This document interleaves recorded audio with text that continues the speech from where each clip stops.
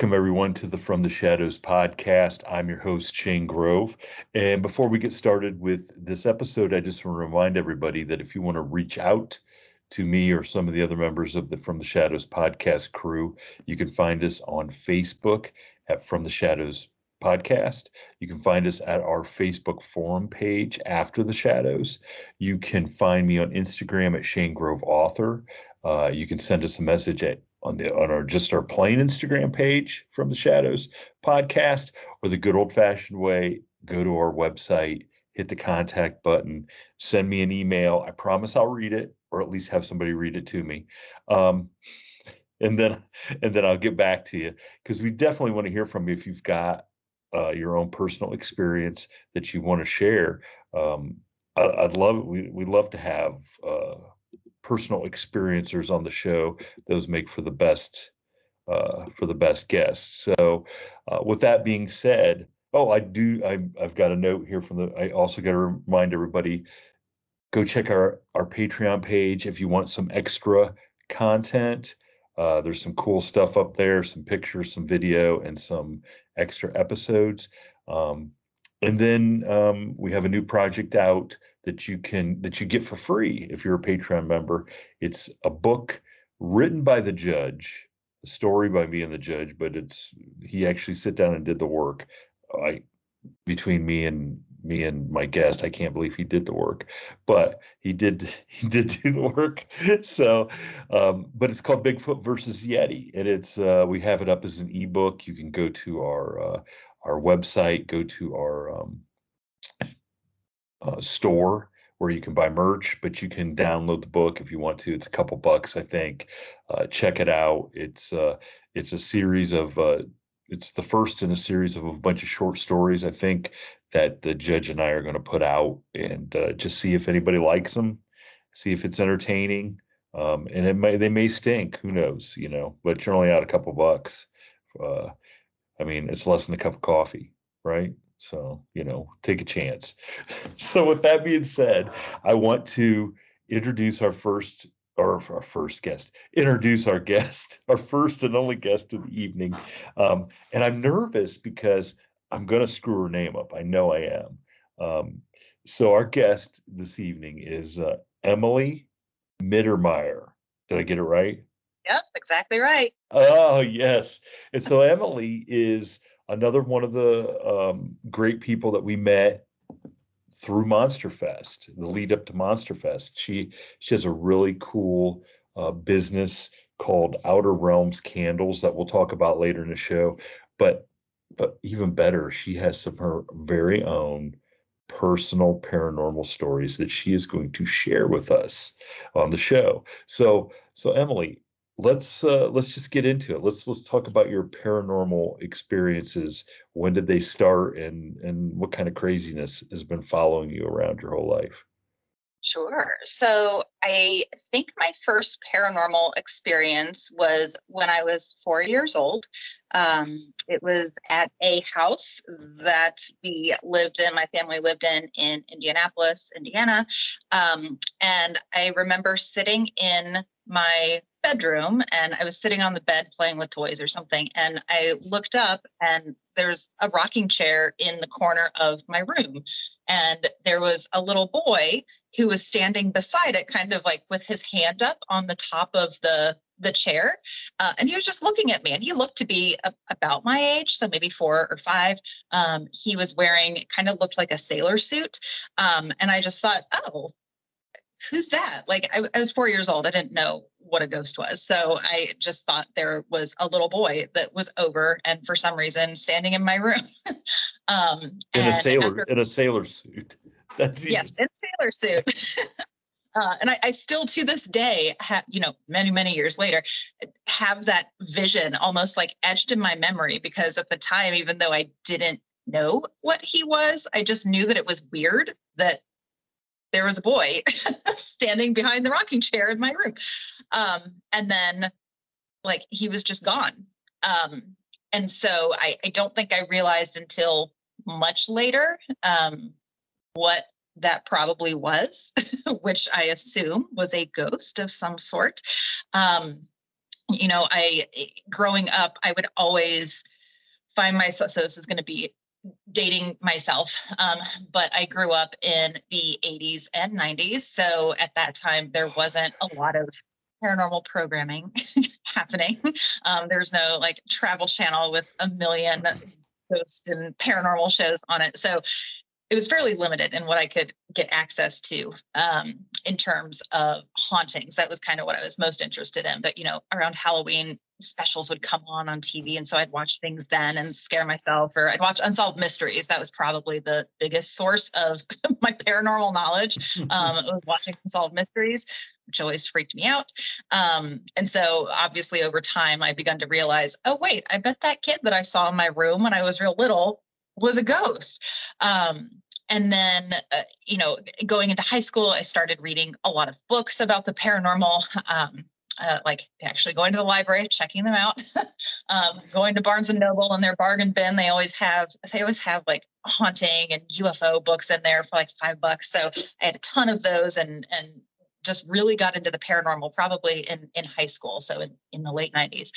And then things really took off with investigating the paranormal once I got to college. So that would have been the early 2000s. So again, not quite to the space where there were a lot of paranormal shows on TV yet, but kind of getting close. And I was a journalism major in college. And so one of my classes, we had to pick, I think it was for magazine writing. We had to pick a theme, like at the beginning of the course, that we would use to like a different topic that we would kind of hold on to for the whole semester and write different types of magazine related stories around. And I thought, you know what, I'm going to do haunted places as my topic. And that was an amazing choice, if I do say so myself, because it led me to get to interview a lot of witnesses and owners of paranormal places, and things where hauntings had happened. I got to interview a bunch of people out at the Jerome, I think it's the Jerome Grand Hotel out in Arizona. That's a real famous haunted hotel. I got to go to and interview in person at what's called the Willard Library. So I went to college in Southern Indiana, and the Willard Library is, I forget what town it's in, but it's in Southern Indiana. And where did you go to college? Indiana University. Oh, you went to Indiana University? Okay. My daughter just graduated from DePaul. Oh, awesome. Yeah. So very, very nearby. Yes, very nearby. Very nearby. Yeah, you'll have to ask her if she's heard of any of these places that I'll talk about. They don't claim me, and especially when it comes to paranormal stuff. So maybe they've been to these places but didn't realize that they are haunted. So I want to ask, what made you want to start investigating stuff other than just something interesting to write about? Like, especially if you're saying, there weren't a lot of, was even the Blair Witch Project out by then? Come out 1999. I feel like that came out right around the time that I went off to college. Yeah, so like that sort of like people out investigating lost footage stuff. Like, so what planted the seed that made you want to do that?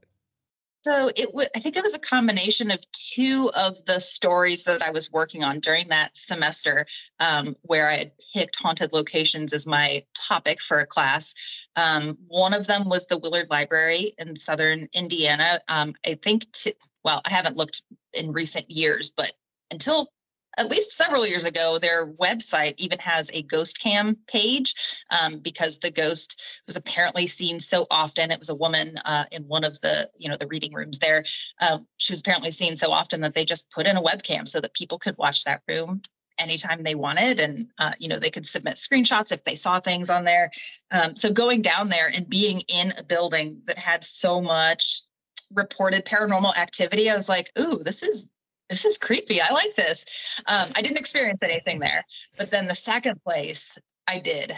And that is the Story Inn, which is in Story, Indiana. I think it's about a half hour south of Bloomington, where Indiana University is. And the Story Inn, like that is the entire town.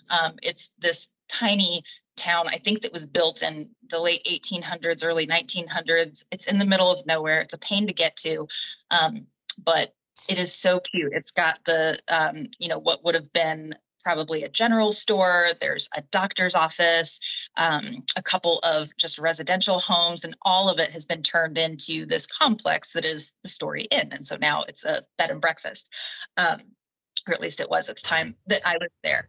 And so you're already out in the middle of the woods, in the middle of nowhere, in this really old town. Everything's creaky, everything's old. So it kind of feels a little creepy to begin with. But I interviewed the owner, and he had said, I think he was an attorney, and he had just kind of bought it as a side project to have. Didn't believe anything in the paranormal. I don't think knew anything about the paranormal before owning it. And he started experiencing things pretty much as soon as he bought it, as well as his staff. Like, there's a restaurant there. So I also spoke with some of the servers, but some of the things that they had mentioned were like the famous ghost in there is the Blue Lady. There's a specific room of the inn that she haunts. I'll talk about my experience with her in just a minute. Before Yeah. you go, keep a watch on your screen, because there's a light above your head that keeps coming across. I don't think it's an orb going back and forth, but there is a light, I mean, it's almost like maybe something's outside. I hope it's a reflection from something on the ceiling. But I mean, it's at least 4 or 5 times. There it is. Can you see it? Did you just see it? Oh gosh. It keeps happening, and I'm like, okay, this is freaking me out a little bit. I hope that's like somebody opening a car door outside or something. Okay. I mean, I'm right by a window. It's over here, but I don't know. There, I just, golly, okay. You'll have to watch this back. I mean, I know it's got to be a reflection, I think, but it's so weird. You're talking about haunted places. It looks like an orb flying. Okay. Wait, is it that? Did I like? It's not doing it now, because you haven't done that. You know what I'm saying? I was looking at your hands to see if like something was reflecting. So, okay. All right, let's go back to let's go back to your ghost. Maybe it's the Blue Lady. She heard me starting to talk about her. Oh my gosh. Okay. So the folks that I talked to at the Story, and they had all kinds of stories from all over the property. About, I think the creepiest one was a server there, like in the dining room of the restaurant. There were stairs to go down to the basement, and I guess that's where they stored, extra stuff, supplies for the restaurant. And so the two of the servers, they said they were together when this happened. They were like, I think the restaurant had closed, or they were waiting for it to close or something. And they were like tossing a bouncy ball back and forth. And one of them threw it at the other, who was standing in the doorway to the basement, and the person catching it missed, and the ball went down and, bounced down the stairs, right? And turned a corner. So there's a corner to the stairs. So there's a landing, and then they turn, and then it goes down. And they said less than a minute later, the ball came back up. So it had to come back up and around a corner. And there's no one down there. Even if there was somebody down there, how could you throw it around the corner? I don't know. Okay. All right. At least they were smart enough not to go down and try to get it, that they were scared enough. Okay. Exactly.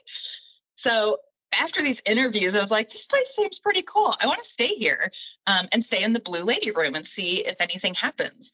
And so I made a reservation for a couple of weeks later, and my boyfriend at the time, he and I went down and got checked in and went up and looked in the Blue Lady room, like put our stuff in there. And we were kind of doing like a walkthrough to make sure everything was in place, because some of the stories about her is she'll move things around. I mean, I think that's typical of any ghost story.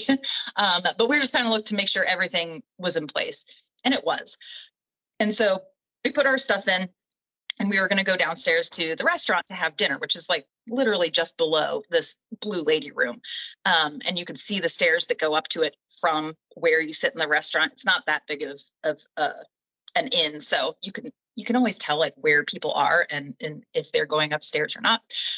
So before we went down, my boyfriend had set his glasses on the nightstand, obviously like with the lenses up, like you would normally set down glasses, but they were folded and sitting there. And so we left, locked the room, went downstairs, and were in the dining room, had dinner, and then afterwards went back upstairs. And as soon as we opened the door, there, like when you open the door, there was a short hallway before it opened up into the room itself.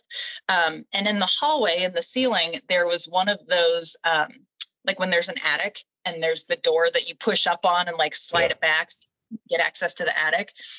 And we walked in, like we hadn't even noticed that door was there the first time. But when we walked in, it was open and there was just the hole leading to the attic, which was very obvious. And we would have noticed it the first time we were in the room. We're like, how did that open? Because it either had to be someone in the attic who pulled it up and over, or someone in the room who reached up and pushed it up so that the little panel could slide back. So we're like, that's weird. And then also in the hallway, there were like wall sconces, the old fashioned kind that looked like kind of like candles. They weren't actual candles, but they looked like them. And they were turned on their sides. Like the candles weren't sticking straight up. They were horizontal against the wall. So again, it was very obvious. Like we would have seen that when we first came in. And then when we walked in to where the bedroom was, on the nightstand where he had put his glasses, they were flipped over, like with the lenses facing down on the top of the nightstand. Like nobody's going to put their glasses down that way and scratch the lenses. And so we were like, what happened here? We were gone for an hour. Like we didn't see anybody go up the stairs from the dining room up to where the rooms were. Like, what happened? It's almost like the ghost sensed that you were checking things out and wanted to see if you were really paying attention when you came back. Exactly. It's like, I'll show them. And we noticed. Maybe there's other stuff we didn't notice. I don't know. But luckily, those were the only things that happened while we were there that we noticed, at least. But those seem pretty significant to me because it would take a decent amount of energy to move those things around.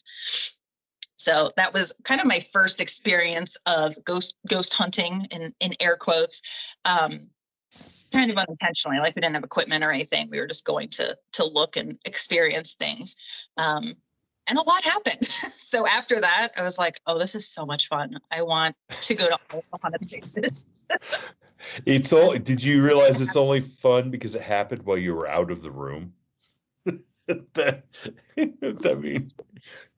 take me a while for probably the first 5 to 7 years of like actively going to haunted places and hoping something would happen. I think I was scared because I didn't know like what to expect. Now I'm just like, oh, can you guys be quiet? Like if I'm in a haunted room where there's something making a noise or, out in the TNT area in Point Pleasant, West Virginia, I've got a lot of stories from out there. That area is super, like it does not even faze me anymore. I think because I've been doing this so long, like I'm to the point now where I can easily stay in haunted hotels by myself and it does not bother me. It doesn't worry me. It's just fun. Holy smokes. That was probably the experience that sparked my interest that has been very high ever since. Holy smokes. I think just with that statement alone, you probably have about 10,000 new fans across the world. They're like, man, I like this chick. She is not scared of anything.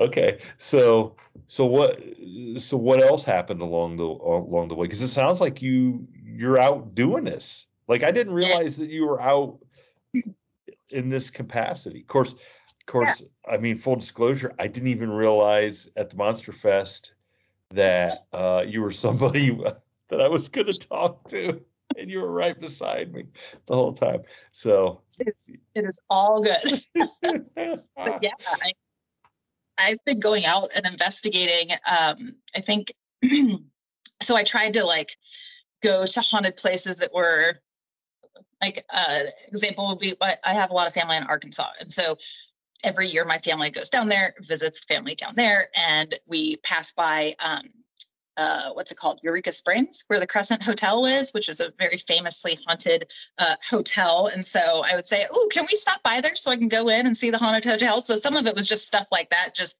not doing full out investigations at all these places, but just if I was in the area of something haunted, I will always stop by and at least take a look and you know, see how it feels.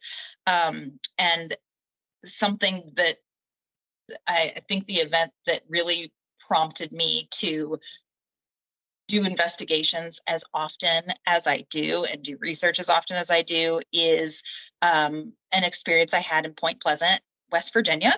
And this would have been in, I think, 2007 or 8. It was a while ago.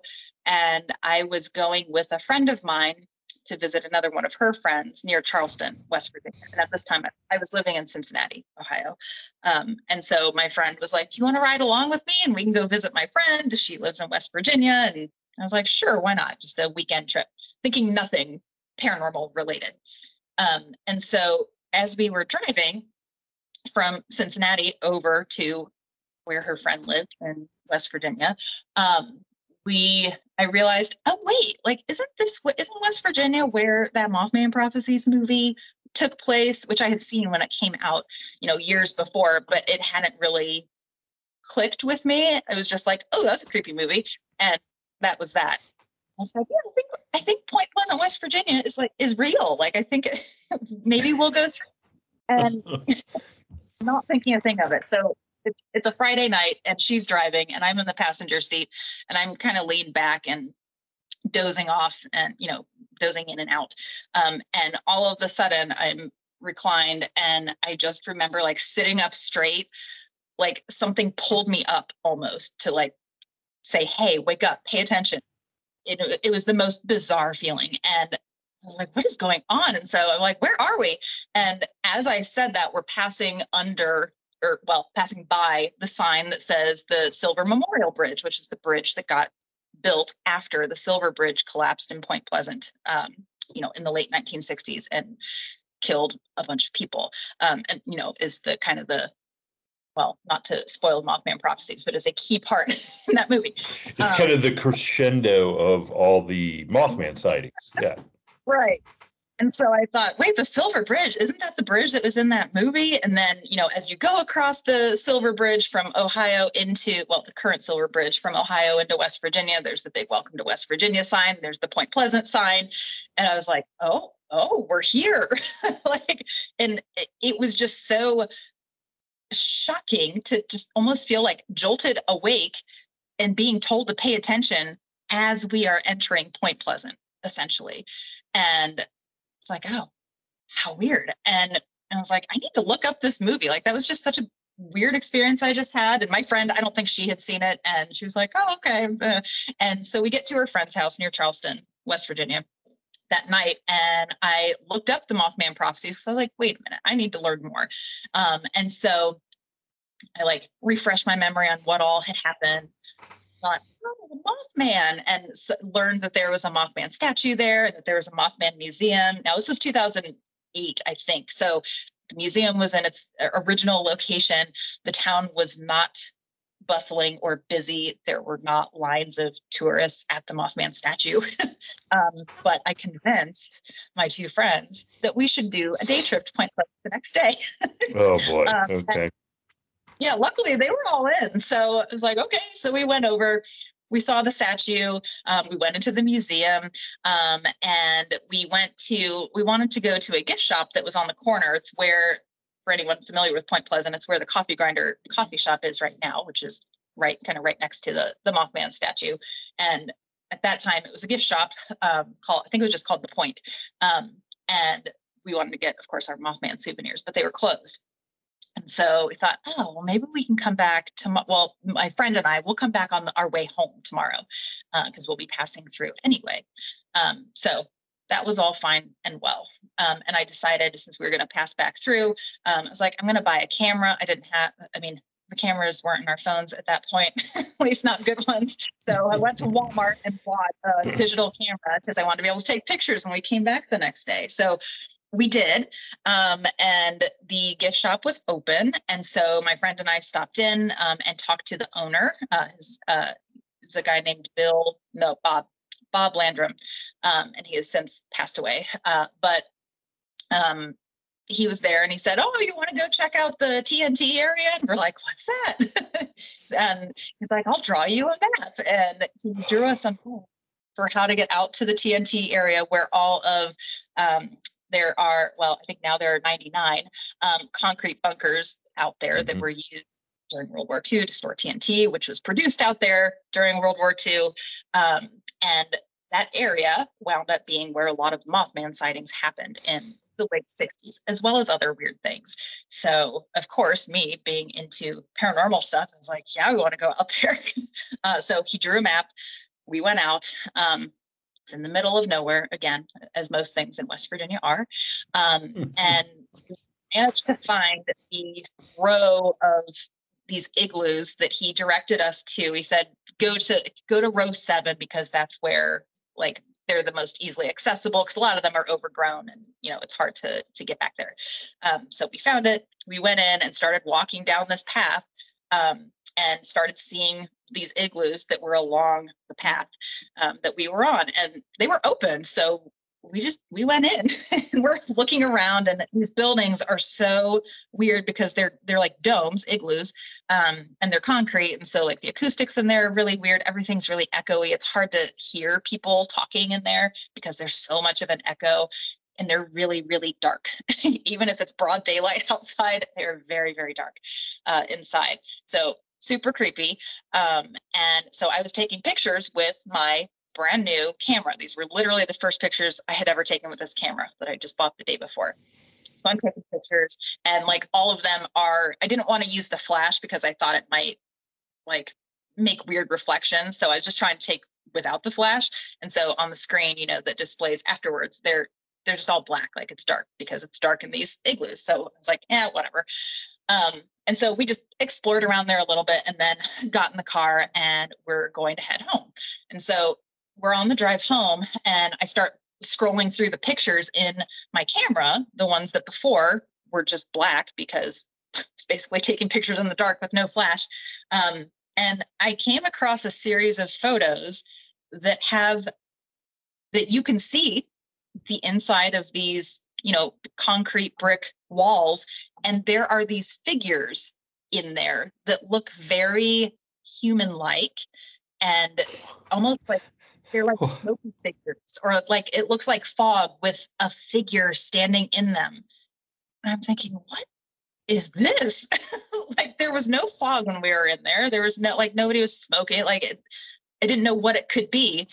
But even weirder was the fact that it looked like there were people standing there, but they were made of this, whatever this fog was.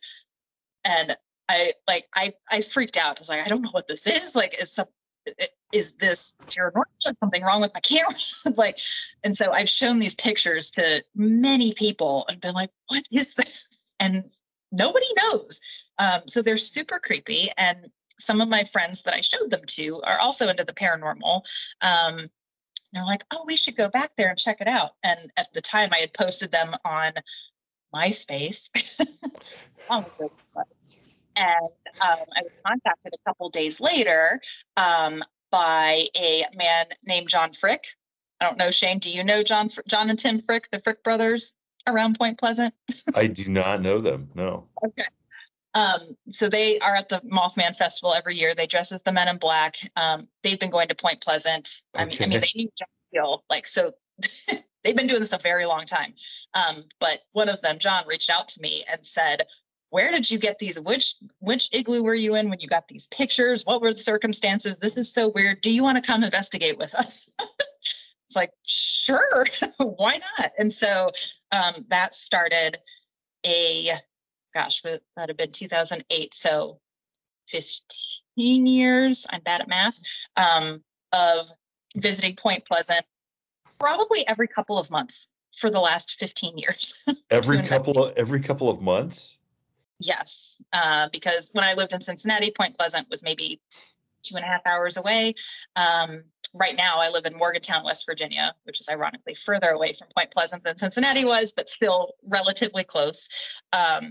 Because every time we went, our group that investigated there kind of grew because we would meet other people who were investigating while we were there. And I've made an incredible circle of friends just around investigating Point Pleasant for a chance opportunity for when I was with my friend driving through there and felt pulled to it.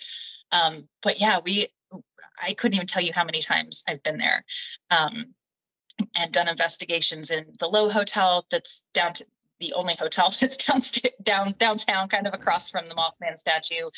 I've investigated at the site of the Silver Bridge collapse down by into Way State Park, which is kind of down at the other end of Point Pleasant, where Chief Cornstalk, his remains are there. And then the Chief Cornstalk legend around Point Pleasant, of course, is that he was killed during, would have been the Revolutionary War, that time period, by American soldiers and put a curse on the land. I don't know that I believe that, but that's kind of the story with him, and that it brought, bad luck to the area of Point Pleasant, from there forward. And Point Pleasant has seen a lot of tragedies and just weird things ever since. And then Mothman sightings started in November 1966 it actually wasn't in Point Pleasant. I think it was Clendenin, West Virginia, but the majority of the sightings wound up being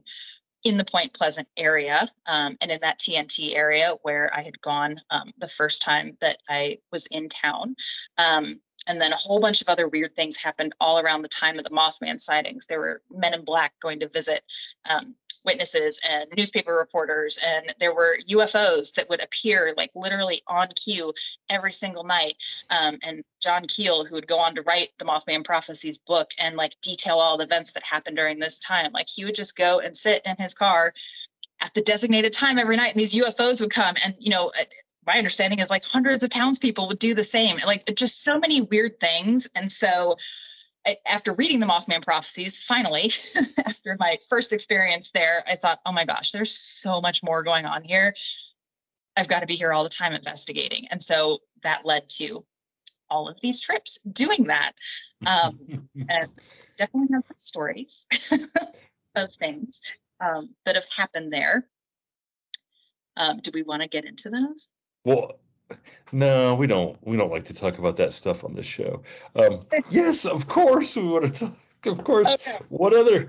I mean, it's already crazy enough that you were in those pictures. I mean, that whole circumstance is crazy to be pulled there, and then have that happen, and then have somebody reach out who's so intimately involved in the Mothman, and really, like, when you were talking about it to begin with, it's like, man, you keep joking about how old you think you are, but you sound so young, like you didn't even know you know what I'm saying? Like you hadn't heard of the Mothman. I'm like, wow, she didn't even know what she was getting into. So yeah, no idea. Yeah. And I mean, the first time I stopped in Point Pleasant, we were coming back from a vacation in the Outer Banks, and I saw it, and of course, my now wife and stepdaughter, I'm like, hey, let's stop. And they're like, really? Really, we're gonna? And I'm like, yeah, let's stop. And we got there just as the gift shop was closing. Like they wouldn't even let us in. Like and I'm like, really? We were gonna buy a shirt. Like, how many sales did you have today? I don't know. So I got, so we took our pictures at the statue, and then I just kind of stood there like on the side, because you can kind of see, if my memory serves, like to the bridge in the distance from downtown. Yep. And I just was like, there is a funky vibe in this town. Like something just seems off, and I'm not one of those people that pick up on that. Like I'm not an intuitive person in that regard. And I just was like, this is a kind of a weird town, Yeah. And it just felt like it was 6 o'clock on a Friday. There was nobody there. Like, where'd everybody Yeah. go? You know?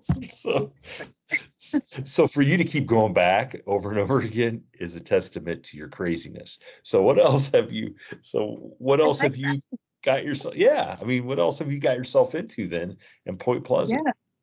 So I think, and I will say, you mentioned you aren't the type that's like intuitive Yeah. and senses things.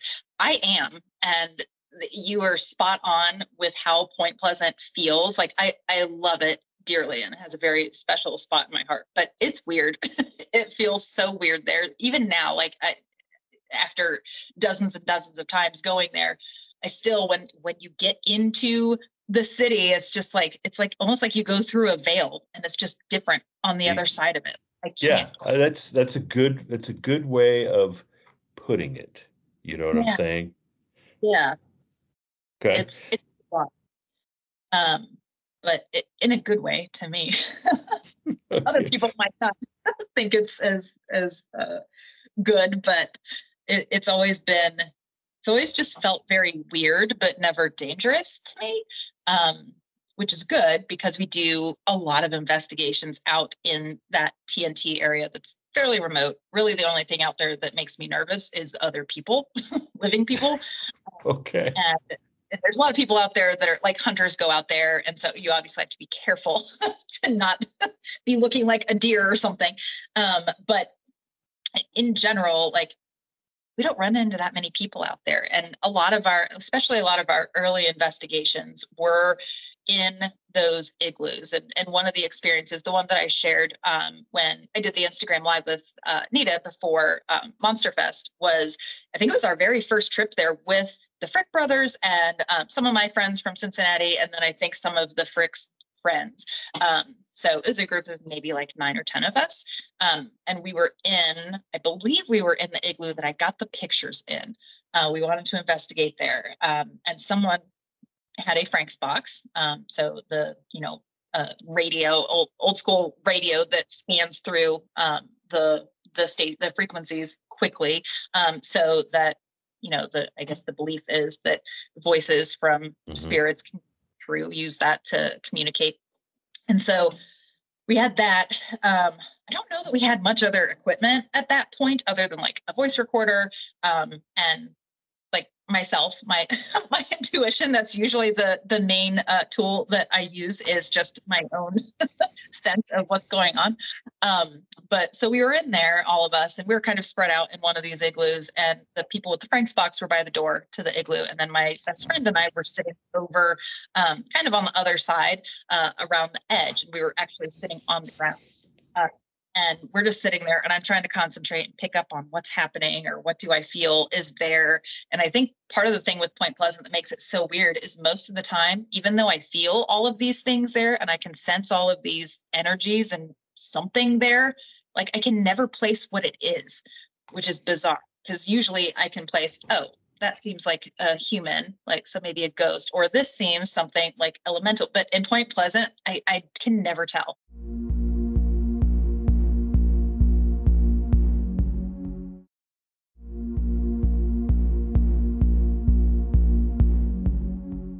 So we're sitting there, I'm trying to concentrate, and the other friends are over by the door using the Frank's box, which we can hear. And remember, the acoustics in there are very weird, and it's very hard to hear things, even if it's even harder if the thing, whatever's making the sound, is loud, because it echoes even more. So that kind of adds to the oddness of this, because I was very able to very clearly hear on the Frank's box the responses that were coming through. So the questions that were being asked, kind of the standard, who are you? What do you want? Da, da, da. And then they were asking, where are you? Because something was responding, but I started paying attention when it said, where are you? Or when my friends asked it, where are you? And the box very clearly said, on top. And they were like, on top of what? And I said, on top of the igloo, which we were sitting in. And it's like, oh, that's weird. And I was like, ask it again. Like, maybe that was just a very big coincidence. And they were like, what are you on top of? And like, in almost an irritated voice, it's like, the igloo. So for the second time, we're like, oh, okay. And so they're continuing to ask questions, and I'm just sitting there, and all of a sudden I just get that feeling, and I nudge my friend next to me. I'm like, we have to go. We have to go now. And she was like, okay. So we jump up and we're heading towards the door. And I'm like, guys, we got to go. And at that moment, the Frank's box shouts, get out. So I was like, oh, okay. I anticipated that. We're getting out. And we did. And we kind of stood outside the igloo. And of course, it's dark outside because it was at night. So we're trying to see if anything was on top of the igloo, but they're overgrown. There's bushes and plants and everything up there because they had to remain hidden, during wartime, and they still are. Now they're just overgrown. So it's very hard to see if anything was on top of it. So we never did figure that out. But it was a very weird interaction with whatever was there. Most of the times that we go, we do make contact with something in the TNT area. There was another time that was definitely more. This one, I won't say I was scared, but it was unnerving. Me and 3 friends, so there were 4 of us total, we were out in one of the igloos, and so 3 of the 4 of us are very sensitive to energies and things like that. So the 4th was my best friend who was sitting with me the first time. And I told her, we got to go. But the 4 of us decided we're going to just hang out in the igloo, not talk to each other, and just see what we pick up on for maybe 15 minutes, and then write down what we're experiencing, and then compare notes to see if the 3 of us that are sensitive to things came up with the same thing. So kind of a test. And so we were doing that. The 4 of us, we were just standing there basically in the dark, but I think this was during the day. So there's a little bit of light coming in through the door. So we could see each other, but it was very dimly lit. And we're all standing, I don't know, 6-7 feet away from each other, kind of in a circle of the 4 of us. And so I'm standing there, and I've got my head down, got my eyes closed, really trying to concentrate. And every couple of minutes, I kept feeling this cold rush come through me very quickly. It almost felt like someone was walking, like a ghost was walking through me. And I was like, what is that? But we weren't going to say anything. So I did not say a word. I don't think I reacted to it other than to I was shivering, I think, because it was cold. And it was not cold outside, but it was very cold when this feeling would come through me. And so after about 15 minutes of this, my friend that's standing across from me, he says, all right, I know we weren't going to say anything, but I have got to say it. And he walks right up to me and looking not at me, but above me. And he's like, you need to stop. I was like, who are you talking to? And he's like, the guy that keeps walking through you. It's like, oh, you saw that. And I said, what could you see? Because I know what I felt. What did you see? And he's like, I could just see this thing. It kept walking through you. He was trying to taunt you and get you to be upset. And I'm sick of him trying to do it. He's trying to bully you. It's like, I'm fine. And I explained what I kept feeling every minute or so as something very cold coming through me. So that was a little unsettling. And then I think it was that same at that same time, that same visit, in the igloo, I was standing there, and this thing, maybe it was the thing that was walking through me, I don't know. But this thing came up almost from the ground, and it was very shadowy. It looks, the best way I can describe it is it looks like the Dementors from the Harry Potter movies, that are dark. Yeah, I get you. Kind of billowy and shapeless. I don't know. And it almost looked like that. And it rose up from the ground and came right up to my face, inches from my face, and then just disappeared or dissipated. And I think it was the thing that was walking through me, trying to intimidate me somehow. And that's the same feeling that my friend was apparently watching this, saw. So it was unnerving to say the least. So is that the same? Is that the same thing that you think was up on the roof, telling you to get out? It was the feeling I had around the thing that was walking through me. I, as far as I can recall, I only felt it on that occasion. I have not felt it since. I don't think it was the thing that was on top of the igloo. Like even though I can't tell what these energies are, I can tell the differences in how they feel when they're around. So to me, it did not seem to be the same thing. What? Okay, so let me ask you, you've been out there, you got friends that have investigated. Why, Mhm. what is with those that space out there? What is with the igloos? Like why? I mean, I'm assuming there wasn't a tragedy that happened out there that maybe there was that we don't know about, because if it was Yeah. government run, there might have been something that happened. But you'd think somebody in the town would know about that, you know? Yes. Yeah, and yeah, I think you're right. I don't think there was a specific tragedy that happened out there. My thought, like kind of my whole feeling on what ghosts in particular are, is probably not in alignment with what pop culture thinks ghosts are, which are the spirits of people who have passed away, who are coming back to talk to their loved ones, unfinished business, all that. That's not necessarily what I think they are. And I think that what might be happening out in the TNT area kind of lends itself to how I view ghosts and other paranormal things, is that people create them, like with our minds, almost like kind of like a tulpa, like bringing something to life, that wasn't there just by the power of the energy that you put into it, or almost manifesting it. I don't know if that's the right word, but it feels like but it revolves around energy. And so out in that area specifically, there would have been a ton of energy, when it was an Yeah, active TNT plant, absolutely. literally, and with all the people that were out there and working. So you could imagine that some energy from all of that activity could be left over there. I do think there, and if I'm not mistaken, there's like a bunch of ponds out there as well, and you would never want to touch them.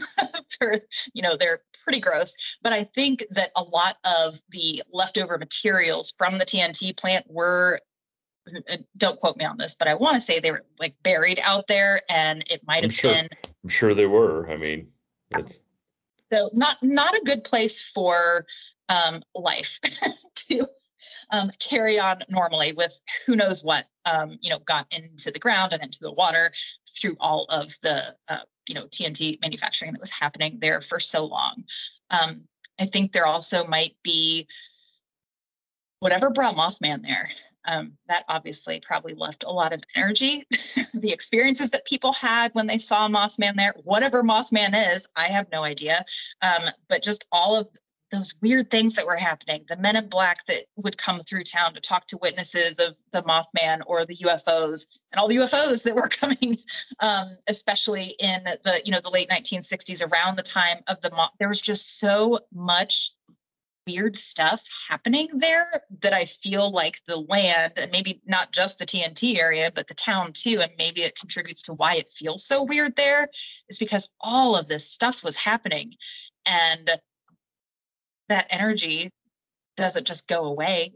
Like maybe it got trapped there, or maybe people, hung on to that energy. People who saw the Mothman, I mean, I would imagine they carry that with them their whole lives, right? How can you forget an experience like that? So I just think all of the high strangeness that happened there is contributing to how weird it still is today, and potentially contributing to these weird entities that people, not just me, are encountering, especially out in the TNT area. Add to that the lore of Mothman and all of the weird stuff, and a bunch of people going out there and bringing their energy, looking for these weird things, that could add to it as well. So I think all of those things together just make it a really weird place. now have those other guys, have the Frick brothers and their friends, what's the weirdest thing that those guys have come across going out there investigating that you weren't necessarily with them? Like what have they encountered? So I have two good friends who I met through the Fricks. Their names are Joey and Tanya Medea, and they do Joey does a million different things within the paranormal. He's an author. He and his wife both did tours of a haunted library, like, ghost tours in a haunted library in North Carolina. Tanya's a very gifted medium. And we've been doing these investigation trips with them for a very long time. But the first experience they had in Point Pleasant and this was before I had met them, but they had their first experience around the same time that I had mine. And then we met through the Fricks, maybe like a year later. But their experience was they were driving. They also got the map from Bob at the old gift shop and went out to the TNT area. And I think they noted the time that they left Point Pleasant, and that'll come in later. So they were out at the TNT area. I think they had like some really weird feelings, out there, and decided to just turn around and come back. And as they were driving back into town, I forget what the road is that goes from the TNT area back into Point Pleasant, but most of it's pretty rural. And so they were still out in that part where there's not much around. And this black creature shoots across the road in front of their car. I'm trying to think of how they described it.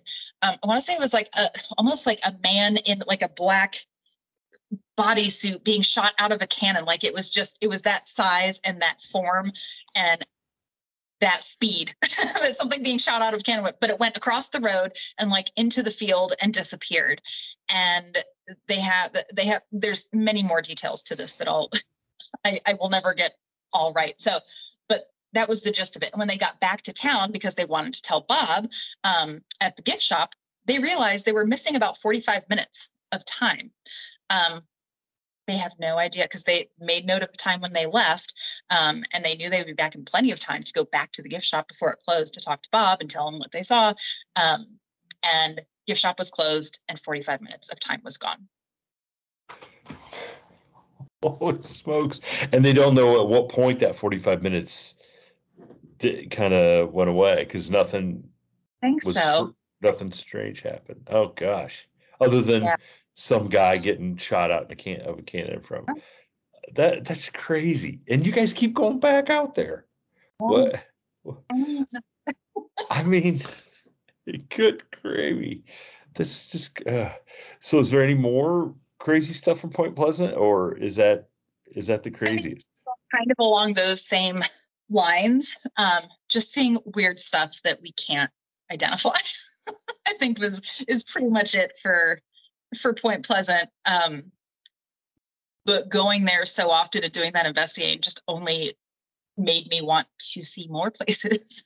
And so it's kind of turned into like, that is my thing. I travel around everywhere, any chance I get, stay in haunted hotels, go to, famous haunted, like the Winchester Mystery House, the Whaley House, the Cecil Hotel, like all of those weird places. Like I'm in, I will go.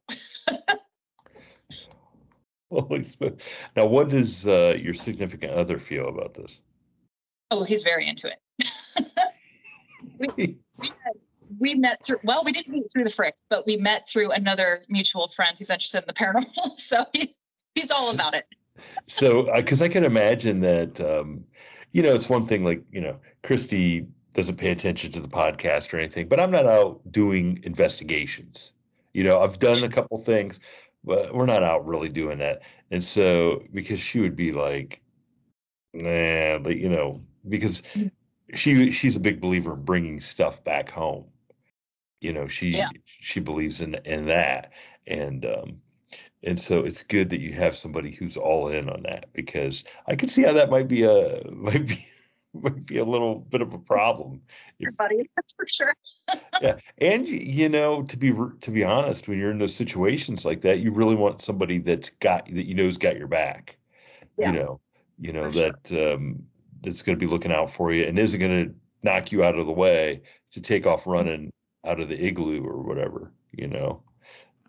Jeez. So is there anything, I don't even know if you could top those.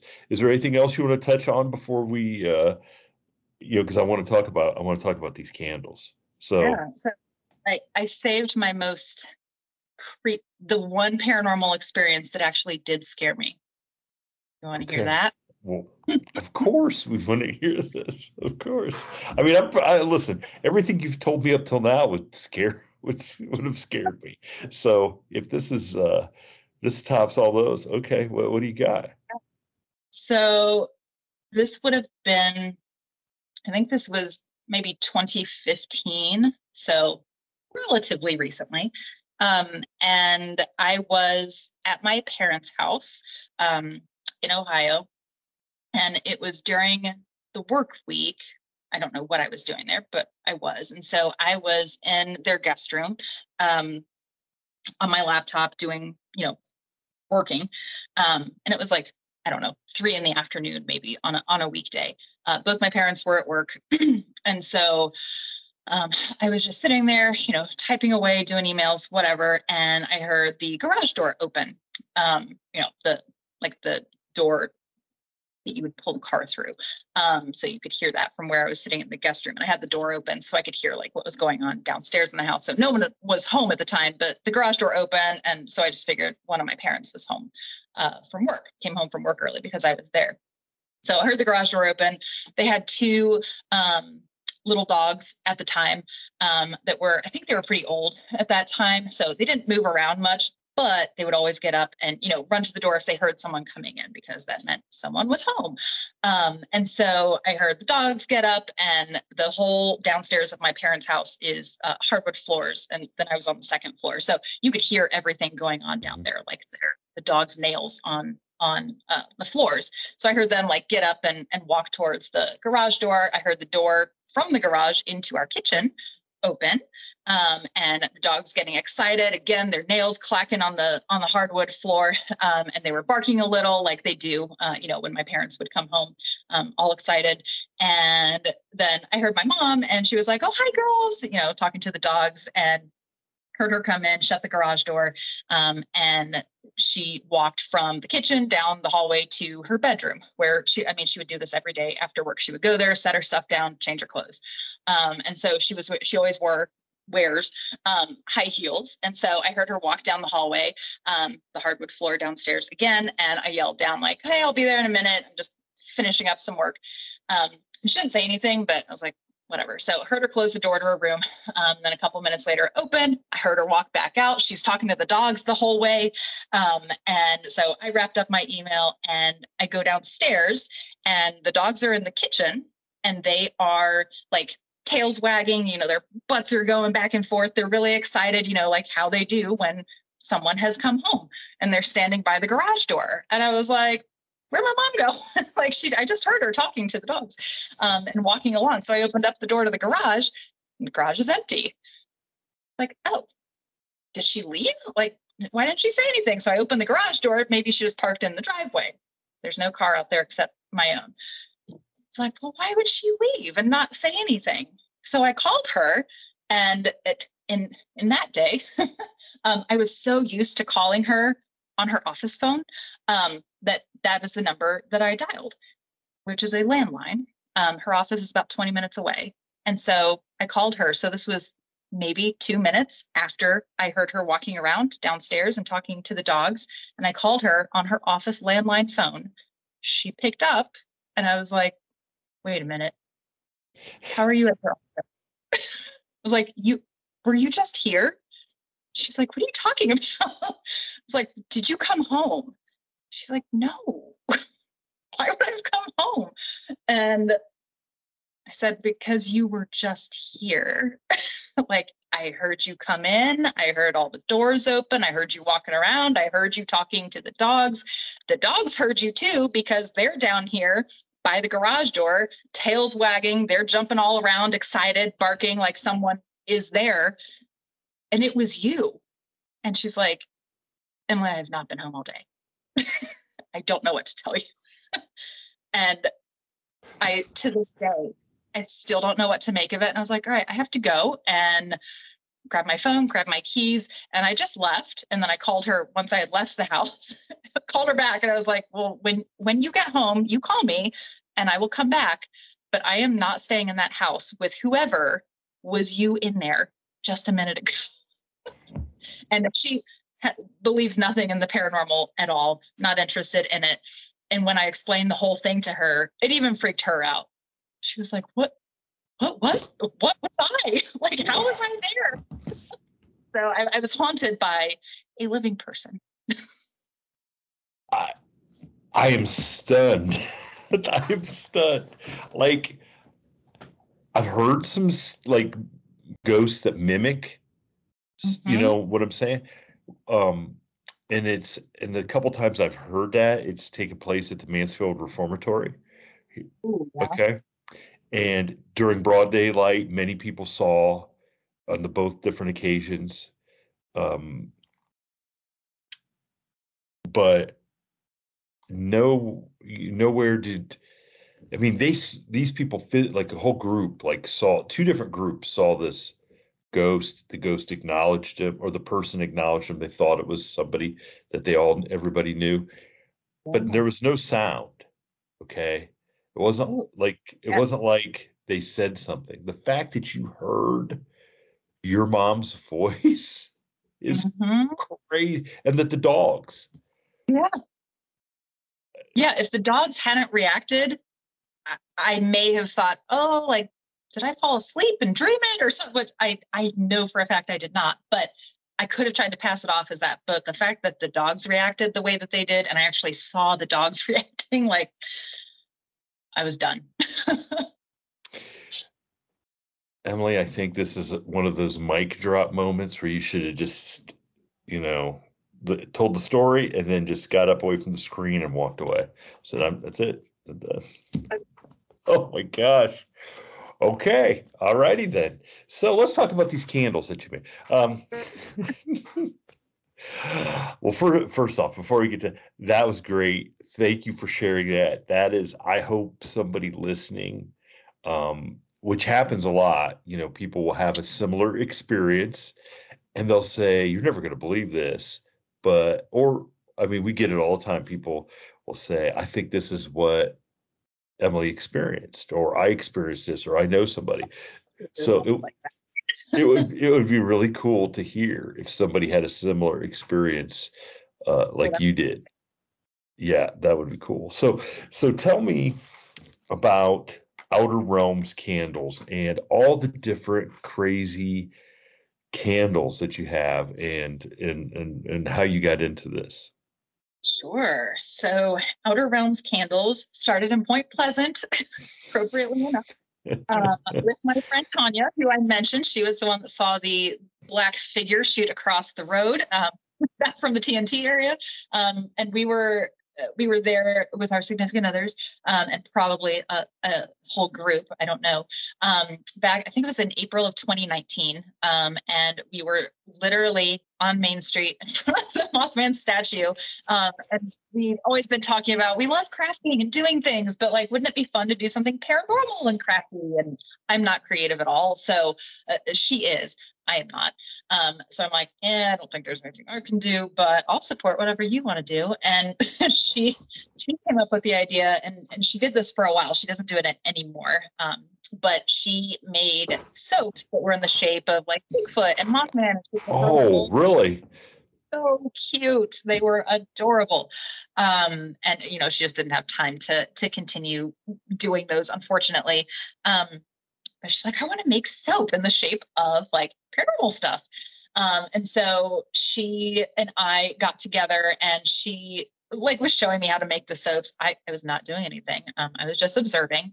And then I was like, this is so fun. I want to do something, but I'm not like, I can't draw. I can't create things out of clay. Like she does that too, and makes the cutest little pieces. And so I was like, well, maybe I could try candles. Cause like you just pour wax in a container, and hard to mess up. It is fairly easy to mess up, but if you learn it, you can do it pretty well.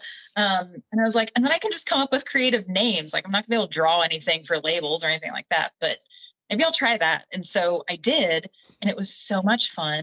And I have the best time coming up with names for these candles. So we decided, okay, we're going to start doing, paranormal events, and sell our soaps and candles. And so our first event was the Mothman Festival in 2019. And because Tanya and her husband Joey were speakers, so they automatically got a table. So we got in with that. And so they did really well, both the soaps and candles. So we're like, oh, let's keep doing this. So we did, a couple other small events at the end of 2019, one in January of 2020, and then obviously all the events stopped in March 2020, and didn't really pick back up until, mid to late 2021. But in the meantime, we created Etsy shops, and people were buying, candles left and right. Well, everybody was stuck at home. You want to smell good stuff, exactly. right? So I was like, oh, and then I was stuck at home. So I was like, well, I'll just make a bunch of candles. Why not? So that kept me very busy during 2020, and then into 2021. And then when things started picking back up, and, Tanya was doing other work again, that had been kind of on hold during, the pandemic. She just wasn't able to continue doing the soaps. But I was like, well, we'll keep doing the candles. Like I have a different job that is not related to paranormal. But the candles are so much fun. And I love going to the events and talking to people who are into the paranormal, because obviously I like it a lot.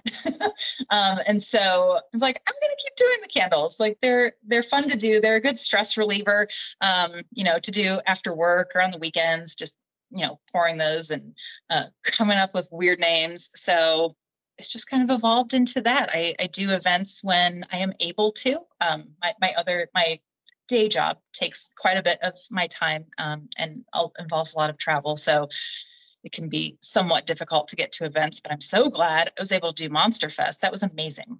I was so impressed. That was it for a first time event. That was our very first event going anywhere. Yeah, it was our very first event, and yeah, it was kind of cool just to see that anybody even bothered to stop by and talk to us. So many people. I know. It was amazing. Yes, it was great. It was great to meet people that what we kind of found funny was like the first people that came up to us were just like this girl or this young lady, and her mouth was like, "Oh my God, you guys are here!" And me and the judge are like, "Yeah, like what?" And she didn't even know we had a podcast. She just knew us from American Werewolves. Like, what? You didn't know we had a podcast? Like, we didn't think anybody would know us from American Werewolves. So it was awesome to get to see, and all the people. The thing I really liked was like getting to Nita doing all the live stuff with all the vendors. It was so awesome to get to meet, because then I ended up doing a couple and getting to meet some of these guys and guys and girls and all you guys are so creative, and we just felt like a couple of jokers sitting there that just and everybody's like got all this great artwork and like your candles and stuff, and there's authors there, and we just felt like, gosh, what are we doing here? We don't have nothing to offer. These guys have all the cool stuff. So, so tell us some of the names of the candles and what they smell like, and then tell our listeners where they can go get some of these candles for themselves. Sure. So I have a couple different lines of candles. Probably the most popular are the ones that are named after paranormal things. So I have like spiritual type candles and botanical candles, but we won't talk about those. But the ones with my opinion, are the good names. And other people say it too. It's not just me. So I love when people come up to my table and are looking and are saying, "Oh my gosh, I love your name. Do you come up with the names? These are great." Like that is the biggest compliment, because that is as creative as I get. So I love it. But we have, so some are better than others. We've got probably like my best one is, in my opinion, Close Encounters of the Coconut Lime, which is a coconut lime. We have Chupacabra's Churros, which is very popular. So it's a very cinnamony scent. Kind of like standard, like haunted house or tarot reading. But I feel like the scents kind of match what I imagine, at least, to to like Well, what it would smell like in the room when you go to get a tarot reading, when they light incense or whatever. And I try to account for all of the major cryptids. They each have at least one, usually more, scents. So Mothman has his handpicked flowers, which is the best-selling scent on Etsy. We do seasonal scents. So we've got Have Yourself a Merry Little Cryptid. There is Baby It's Indra Cold Outside. Baby, it's cold outside. Oh, the Mothman humor never stops. Yeah. I want to And know when is Bigfoot's revenge? When is Bigfoot's revenge coming out? Where it just really smells like Bigfoot. I don't know that I want to pour that scent in my house. But that would be a great gag candle, wouldn't it? Like, here's Bigfoot's revenge. It'd be like doing the Jelly Bellies with the terrible taste or whatever. No, I try to give Bigfoot usually like an apple scent, since people often put out apples to try to entice Bigfoot to come and grab those. So he's got a lot of apple themed scents. But yeah, I like to think that they all smell really good and don't smell like the actual cryptid. That's probably a great way to sell a bunch of them. But I do think if you did like a 4-pack of like really bad, like UFO exhaust smell and like Bigfoot's revenge and wet dog man, like wet dog man smell, like, I was saying, okay. Oh, that's terrible. This weekend, so maybe I'll have to try to mix some scents together and see if I can come up with something really disgusting. So where can everybody find you on Etsy and Instagram and stuff so they can purchase some candles? Yeah, so the Etsy shop is just Outer Realms Candles. The Instagram is Outer Realms Bathworks, which is what we started out as when we had soap too. I didn't want to change it. And if you scroll back through our feed on Outer Realms Bathworks, you can see Tanya's adorable soaps from early in the days of. I think I remember them, actually. I think I remember them. Yes. They're so cute. I wish she would do them again. Yeah, so that's where they are on Instagram, and then my own Instagram, where like all of my haunted travel well, it's all my travel, but a lot of it is haunted. That is A Traveling Spirit 924 on Instagram. Really? Okay. Well, we'll put some links up so people can check that stuff out and go buy some candles. I mean, and I'll be first in line for the really wicked scent gift bag. I would let you know if I could figure those out. Well, Emily, listen. I'm so glad that you agreed to come on and share your experiences. I think people are going to be blown away by especially that last story. I mean, you really do have a flair for the dramatic, saving the best for last. So I'll drop a reference. You and Vanessa Williams, saving the best for last. See, I wanted to make you feel at home, and you're a 90s baby, right? So, So, well, Emily, thank you so much. I'm glad that you hung out with me. And I just want to point out I pointed out that thing was on the ceiling. It never showed back up. So this is going to be interesting. So for everybody listening, go to our YouTube channel and find this, because the video will be up on YouTube, and you can see what I'm talking about. I'm sure it was a reflection of something, but it was just weird. It's just weird. So, all right, Emily, thank you so much. Thank you. Thank you for tuning in to this week's episode of the From the Shadows podcast. Until next time, never shy away from the darkness or what may be lurking in the shadows. We are out.